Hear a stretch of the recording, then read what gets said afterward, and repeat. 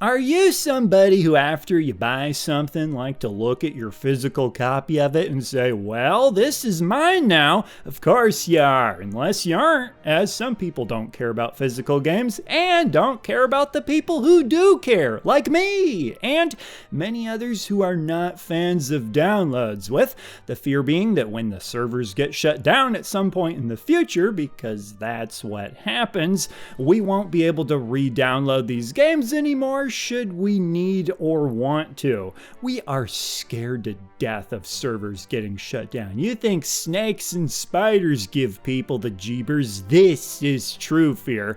Okay, so here's what you need to look out for. Starting from the beginning, which won't take long, because for the longest time, buying a game was pretty straightforward. You bought it, whether a cartridge or a disc, the whole game was on it, and you played it, and decades later can still play it, but pay close attention, here's how you do it. Got it? So long as you still have your game, you're good to go. Timmy ain't your role model on this one, though. You're never getting it back, Timmy.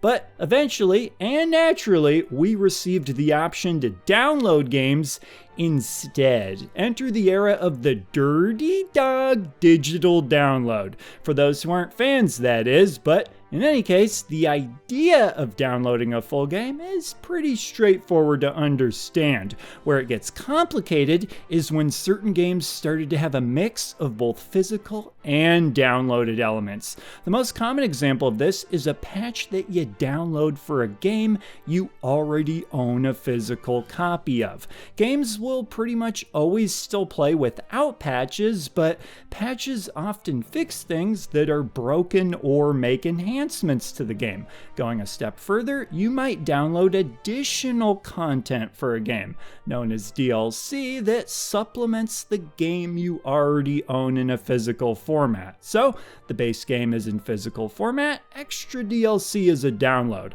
Sometimes a game will get a physical release at some point after its initial release, with all the DLC included and all patches and or updates up to that point included. But sometimes the DLC will still be via a download code, so watch out for that. Research it before you buy.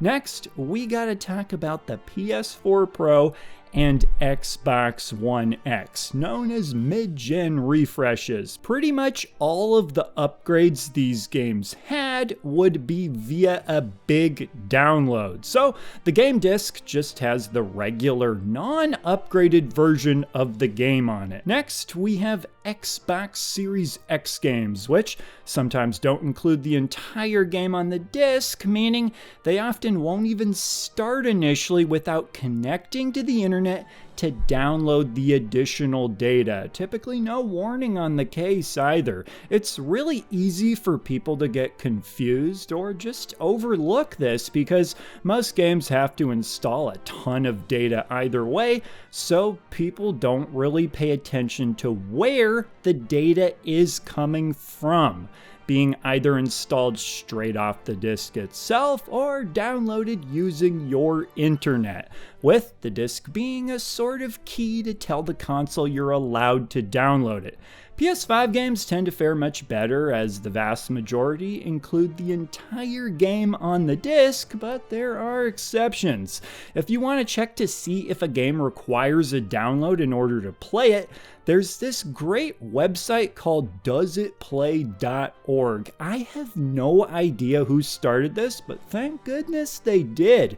There's often even little notes left about how the game runs without patches, which you'd obviously be missing if you never connected to the internet to download them.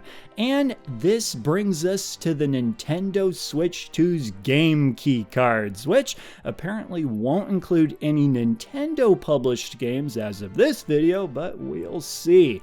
And as of this video, game key cards are all the rage, the bad kind of rage, and are actually pretty similar in practice to some of the Xbox games that require a download to initially play them. Game keycards provide access to download a digital copy and then permission to play it so long as the keycard is in the system. A huge step back from Switch 1 games that typically include the entire game on the cartridge and didn't need to install anything.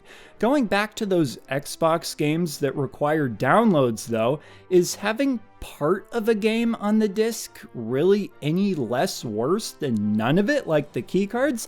It still makes you rely on a download either way. Putting the entire game on the cartridge or disc is what physical collectors want. That's the only way to not have to rely on downloads that may or may not be available years or decades down the road should we decide we want to play them. Sure, we won't have access to patches, but some games are still playable without patches. Kudos to the ones that are. So there you have it, everything you need to look out for when it comes to game ownership. Real quick, I'll mention a site like GOG where you can buy games digitally and still have a good chance of your games being future-proof due to their DRM-free nature and availability of offline installers. I will say I'm a little worried about the comments for this video just being people arguing, so I came up with a little song. Feel free to disagree, but don't feel free to be a jerk. He's the retro bird, yeah, and he's talking about video games. He's the retro